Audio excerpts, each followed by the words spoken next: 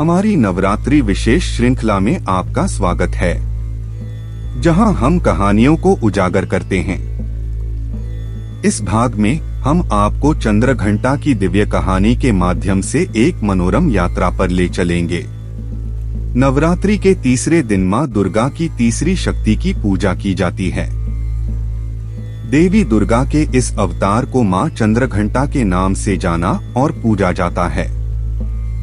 उनका माथा मंदिर की घंटी के आकार के अर्धचंद्र से सुशोभित है।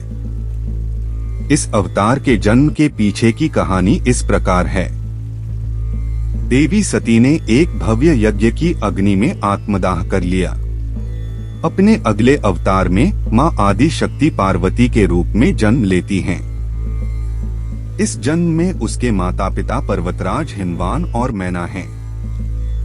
शिव पुराण के अनुसार हिमालय और मैना ने मां आदि शक्ति को प्रसन्न करने के लिए उनकी पूजा की थी। उनकी भक्ति से प्रसन्न होकर आदि शक्ति ने उनकी बेटी पार्वती के रूप में जन्म लिया। सती को खोने के बाद शिव सांसारिक मामलों से अलग हो गए थे और गहरे ध्यान, अलगाव और तपस्या में पहाड़ों में चले गए थे। लेकिन पार्वती के उन्हें पाने के संकल्प को देखने के बाद शिव नरम पड़ गए और विवाह के लिए सहमत हो गए। विवाह के दिन शिव सबसे भयानक रूप में सबसे अजीब बारात के साथ राजा हिमवान के महल में पहुंचते हैं। उनका शरीर राख से सना हुआ था और उनकी गर्दन के चारों ओर सांप थे और उनके बिखरे हुए बाल उलझे हुए थे। उनकी बारात में भूत, साधु, गण, पिशाच और अघोरी शामिल थे। भगवान शिव के ऐसे भयानक रूप और उनकी विचित्र बारात को देखकर पार्वती की मां और अन्य रिश्तेदार सदमे की स्थिति में रह गए। उनमें से अधिकांश पूरी तरह से आतंक के कारण बेहोश हो गए। अपने परिवार और भगवान शिव को किसी भी शर्मिंदगी से बचाने के लिए पार्वती ने खुद को एक भयानक रूप चंद्रघंटा में बदल लिया। इस रूप में उनका रंग सुनहरा था और उनकी 10 भुजाएं थीं। अपनी 9 भुजाओं में वह हथियार रखती थीं, एक त्रिशूल, गदा, तीर, धनुष, तलवार, कमल, अंकुश, घंटी और एक कमंडलू, जबकि 10वें हाथ से वह अपने भक्तों को आशीर्वाद देती थी। इनका वाहन सिंह है। यह दर्शाता है कि आदि शक्ति अपने भक्तों के प्रति दयालु और मातृवत होने के साथ साथ अपने शत्रुओं के प्रति भयानक और द्वेषपूर्ण भी हो सकती है। चंद्रघंटा के रूप में उन्होंने प्रार्थना की और शिव को एक सुंदर राजकुमार का रूप लेने और उनकी बारात को शानदार बनाने के लिए राजी किया।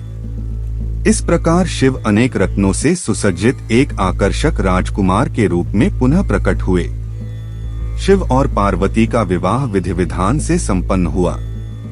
उनकी शादी के दिन को हर साल महाशिवरात्रि के रूप में मनाया जाता है। मां चंद्रघंटा की कृपा से भक्तों के सभी पाप, कष्ट, शारीरिक कष्ट, मानसिक क्लेश और प्रेत बाधाएं दूर हो जाती हैं। सिंह पर सवार होकर वह अपने भक्तों में निर्भयता का संचार करती हैं। वह शांति का भी प्रतीक है। जो भक्त अपने कर्म, मन और वाणी से उनकी आराधना करते हैं, उनके चारों ओर दिव्य वैभव की आभा विकसित हो जाती है। कहते हैं कि ये जीवन के हर क्षेत्र में आसानी से सफलता हासिल कर सकते हैं। मां चंद्रघंटा दुष्टों का नाश करने के लिए हमेशा तत्पर रहती हैं, लेकिन एक भक्त के लिए वह हमेशा प्रेम, शांति और समृद्धि बरसाने वाली दयालु और दयालु मां के रूप में प्रकट होती हैं। हमारे साथ जुड़े क्योंकि हम अपनी नवरात्रि विशेष श्रृंखला में नवदुर्गाओं की कहानियों को उजागर करना जारी रखेंगे। आने वाले भाग के लिए बने रहें, जहां हम इस शुभ त्योहार के दौरान देवी दुर्गा के विविध रूपों का पता लगाएंगे। यह नवरात्रि आपके लिए शांति, समृद्धि और दिव्य आशीर्वाद लेकर आए।